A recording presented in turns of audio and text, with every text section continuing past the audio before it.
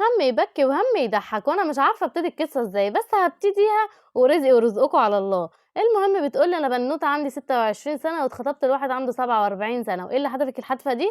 هاقول لكم دلوقتي." بتقول لي إن هو راجل متريّش وإن هو كمان غني أوي ومن عيلة غنية ومن عيلة كبيرة أوي عندنا في البلد، فاللي خلّاني اترميت الرمية دي اللي هو غني بس، أنا ما كنتش باحبه ولا كنت أعرفه أصلًا قبل الخطوبة.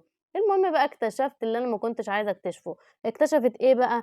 اكتشفت إن هو بخيل، اكتشفت إن هو بخيل يعني هو عمره ما جاب لي وردة ولا عمره قال لي كلام حلو حتى، بخيل في مشاعره وبخيل في فلوسه وبخيل في كل شيء تتخيليه، أنا متخيلاه والله يا قلبي.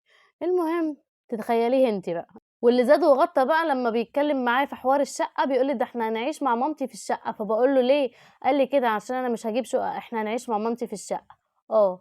عيش مع مامتك في الشقة. معلش كده بس فاصل فينتو ثانية، فين اللايك، فين الاشتراك، فين الحاجات الحلوة؟ حبيب مامتك.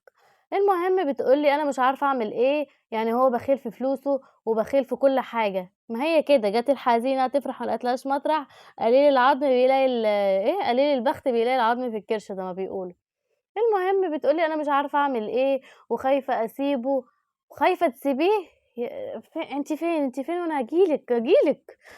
خايفة أسيبه علشان خاطر في البلد هناك هيتكلموا عندنا كلام وِحِش، وبيتكلموا علينا على البنات اللي بيسيبوا خطّابهم يعني كلام وِحِش، ومش عارفة إيه. وأختي الكبيرة بتقول لي: "طَب ادّي له فرصة كمان." تدّي له فرصة كمان في إيه؟ يعني هو عمل إيه تدّي له فرصة عليها؟ ما هو واضح وصريح من الأول أهو، يعني هو بخيل وما بي وك ب بخيل في فلوسه وبخيل في مشاعره، وكمان هيقعّدِك مع مامته في نفس البيت.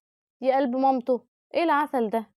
لأ، ما هو يروح بقى لمامته، حبيب قلب مامته يروح لمامته، إحنا مش ناقصين غُلبة على غلبنا، مش ناقصين والله العظيم. يعني أنتِ يا عيني كنتِ فاكرة إن أنتِ بقى رايحة بقى إيه، يا ما هنا يا ما هناك، فهو بان لِك من أولها، هو قال لِك بُصّي أنا على البلاطة، أنا مش هاجيب حاجة، أنا بخيل وبخيل في مشاعري كمان، ما باجيبش هدايا، ما باجيبش حاجة، ما باقولش كلام حلو، وكمان باقول لِك إيه، إحنا هنعيش مع أمي في الشقة، عاجبِك، عاجبِك، مش عاجبِك، مش عاجبِك. فقولوا له: "لأ يا حبيب قلبي مش عاجبني وأنا هاسيبك." وسيبيه.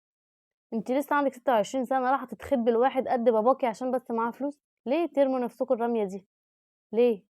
ما في شباب زي الورد، ربنا يصلح لِك حالِك ويصلح لنا حالنا ويصلح له حاله هو كمان، بس أهم حاجة لازم ده يتساب لأنكم لسه في الأول وهو بيعمل كده، لأن أنتم لسه مخطوبين وبيعمل كده، ما بالِك بقى لو اتجوزتِ عيشتِك هتبقى صعبة جدًا. قولي له باي باي وسيبيه. ما تنسوش بقى الاشتراك في القناة وتفعيل الجرس علشان يوصلكوا كل فيديو أنا بانزّله، هتوحشوني.